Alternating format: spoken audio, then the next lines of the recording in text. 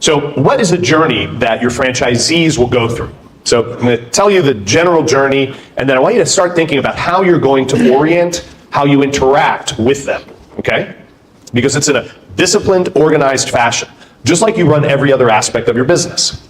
So think about these like rocks going across a stream, okay? Each rock is a separate part of this journey.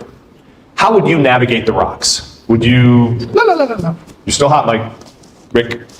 You wouldn't run across it, right? You would test each rock so it doesn't like knock you into the river.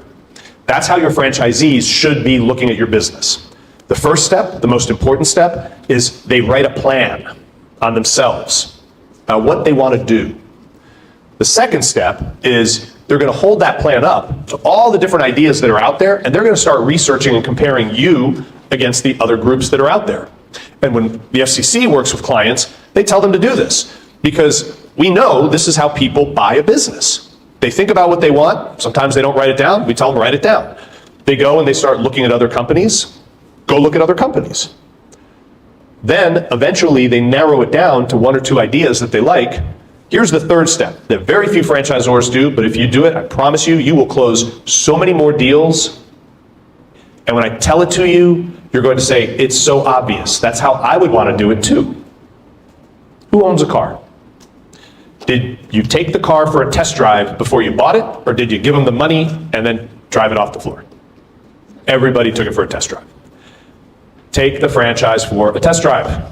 Come, work with the franchisee. If you have no franchisees, come to corporate, work with us. Come, get into the bottom of the crawl space and you get to suck out that, failed sump pump, whatever it is. Show them the dirty, nasty, hard stuff. They're gonna love it. Don't hide it from them, because that's gonna be their life. I'll give you a great example. Pet cremation and funeral. Who aspires to cremate dogs? Okay, if you raise your hand, call the cops. Nobody does.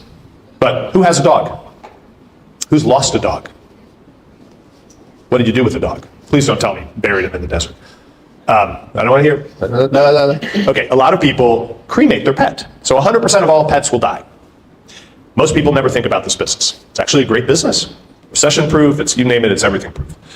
This group that we turned into a franchise called Resting Rainbow that has now sold 35 units in the last couple of weeks, 16 last week, 4 this week. You know what they tell people?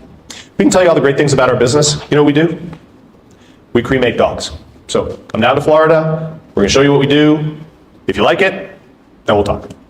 And some people say, I don't think I can do that. And they go, thank you for your time. And you know what they just did? They just saved a whole lot of time for them. Because Maya, how busy are you? How much time do you have in your life? You're quite busy. So every minute counts. But it gets to that third stone, that very psychological, come and try it. Come and see if you can do it. Welcome them into that. Not, well, our insurance says you can't do it, or we've got a special recipe that we can't show. They're going to say, bullshit. Hey, great, come down to our business. We're going to show you what you do. We're going to put you on a truck. We're going to show you how we do. We're going to be baking stuff. You're going to check it all out. That's the third step. And if they can't do it, that's okay. You just dodged a bullet. You really did. They'll go find something else. It's okay.